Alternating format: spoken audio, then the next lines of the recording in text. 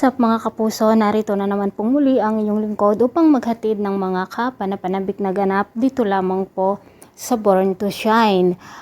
Pumayag na nga po si Minchi na pumunta si Jenny dito sa Pinoy Pop Camp mga kapuso at kasama nga niya ang kanyang mga kaibigan. Ngunit nauna silang dalawa at hindi nga nila alam na nakapasok din si Jenny dito mga kapuso at nagulat sila nang makita nila ito.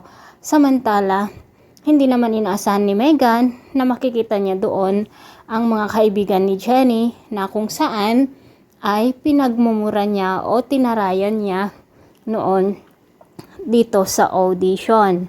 At hindi talaga magandang ugali ng Megan na ito dahil nga hindi niya matanggal ang pag-uugali niyang napakataray sa social media. Kahit na pinagsasabihan siya ng kanyang mama at lola, ay hindi pa rin niya ito maiiwasan.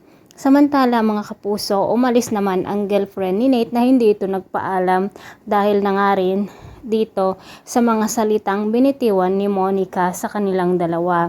At ayaw ni Kelly na maging sagabal siya dito sa career ng kanyang boyfriend na si Nate. Samantala mga kapuso, sinabi nga ng mga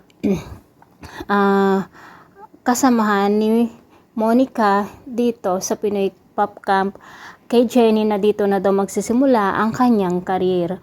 Napakasaya talaga mga kapuso dahil nga buong barangay na kung saan naninirahan si Jenny ay talaga namang masayang masaya sila dito sa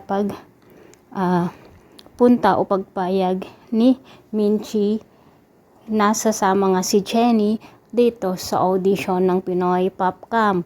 Ngunit mga kapuso, bakit kaya natutulog si Jenny nang dumating ang isang kasamahan ni na Monica na kung saan ay si Cheryl Cruz? Ano kaya ang role niya dito mga kapuso, no? Pakaabangan po natin ang bawat episode dito lamang po sa Born to Shine. Maraming salamat. Bye-bye.